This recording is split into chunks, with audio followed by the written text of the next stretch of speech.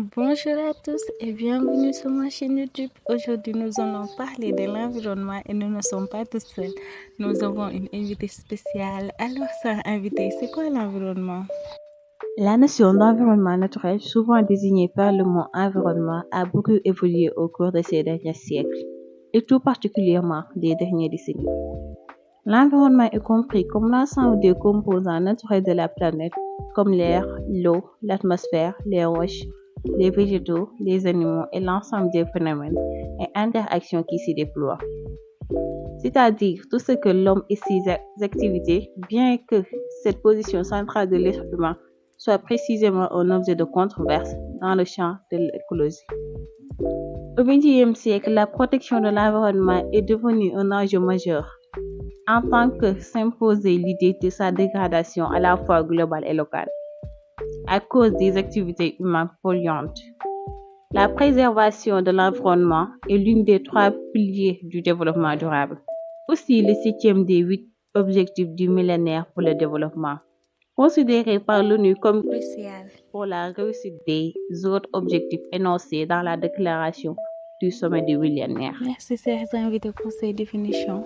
On peut aussi ajouter que l'environnement est là où nous vivons, là où se passent nos interactions. Alors, il est impératif de préserver aussi les écosystèmes qui y vivent, à la fois terrestres et aquatiques.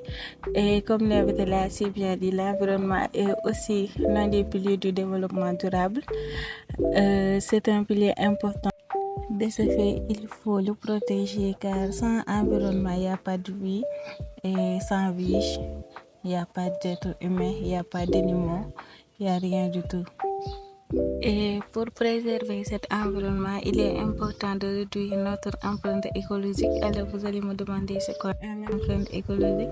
Alors c'est la superficie allouée à chaque personne pour vivre, manger ou faire ses activités. Ainsi, on peut avec des gestes simples réduire notre empreinte écologique.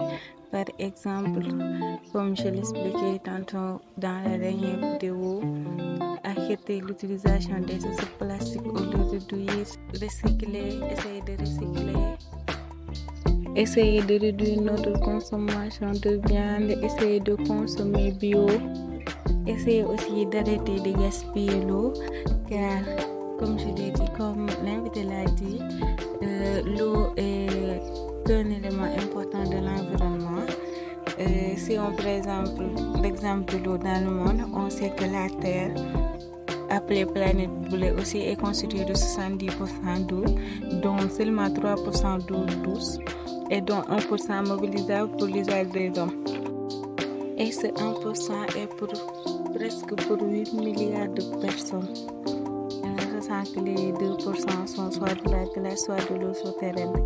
Et comme on voit avec l'évolution de l'eau dans les années 1970, il y avait 3,6 milliards de personnes pour 3880 mètres cubes d'eau douce par personne. En 2000, il y avait 6,1 milliards de population pour 2150 mètres cubes d'eau. Il y avait en 2010 6,9 milliards de population pour 1840 mètres cubes d'eau. En 2015, 7,3 milliards pour 1720. Et en 2020, 7,7 milliards pour une quantité inférieure à 1000 mètres cubes. Et ces chiffres nous montrent qu'on consomme 2 fois plus d'eau que la croissance mondiale de la population. C'est-à-dire que la population consomme plus d'eau qu'elle ne s'accroît. Et ce qui fait que plus la population augmente, plus la quantité d'eau disponible par personne va diminuer.